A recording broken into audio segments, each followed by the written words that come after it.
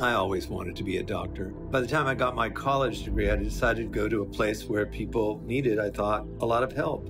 I left for the most impoverished country in the Western Hemisphere. In rural Haiti, I met sick people who got no medical treatment at all. I knew from the first week I was there that I was meant to be there and that I would stick with Haiti and Haiti would stick with me.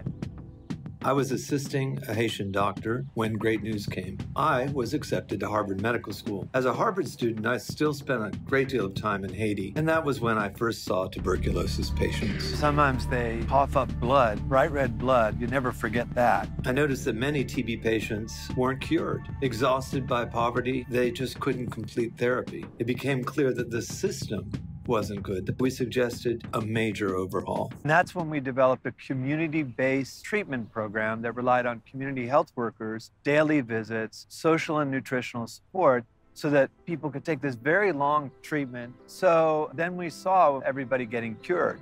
My friends and I passionately shared an idea that we borrowed from liberation theology. The poor should have preferential treatment in healthcare. Together, we founded Partners in Health. See, money, that's the problem. We don't have the money. But that doesn't mean we can't get the money. We can get the money. I dreamt of building a hospital in rural Haiti, but funding for Partners in Health has always been a nightmare. As soon as we pulled together some money, we built our first clinic in Haiti's poorest area. In 1993, we went to work in Peru, where my friend, Father Jack, served. On the outskirts of Lima, we faced another challenge, MDR-TB, or multi-drug resistant tuberculosis. In developing countries, this disease was a death sentence due to the high cost of therapy. In 1994, Father Jack himself died of MDR-TB.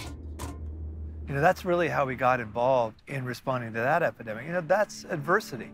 That's painful. For 2 years, we treated patients with the help of community health workers, and the results were dramatic. Melquiades was sick for several years. We found him on death's door in despair, and we cured him like the others. We presented these Peru results to the big shots in the TB world, but many of them kept arguing that the drugs were just too costly. But we didn't give up. My friend and partner in health, Jim Kim, revealed something remarkable. The patents for TB drugs had long expired. This dropped the prices by 90%. The WHO then was forced to change the treatment policy.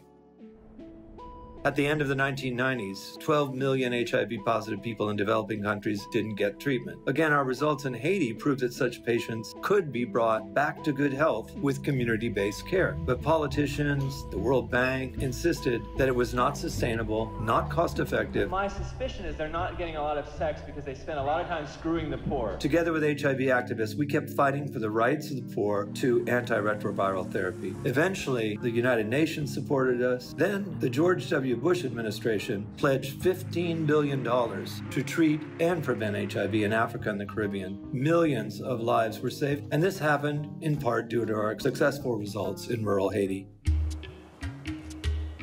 In 2004, we were invited to Rwanda. Back then, big parts of it were what we call a clinical desert, people not getting medical treatment. We helped build out Rwanda's healthcare delivery system and then built a university focused on health equity with and thanks to great support from Rwanda's government. What would it look like to have global health equity where poor people weren't left out to see those dreams enacted into policy and then at a national scale? Well, I've only seen that once in my life, and that's been in Rwanda. In 2010, a devastating earthquake shook Haiti. Hundreds of thousands were maimed or killed.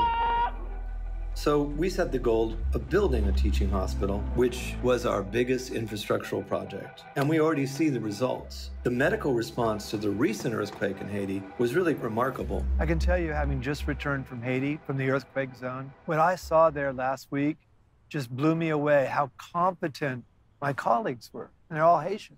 And that's a result of long-term investments in Haitian partners. Bad things happen in the world constantly, but we never felt despair because we're acting, we're trying to serve. Now Partners in Health works in 11 countries and 5 continents. We have 20,000 employees. I was about to say, well, that's costly, you know, staff stuff, space, system support, but that's not true. It's actually inexpensive to do this the right way. So, I mean, come on, it's a bargain.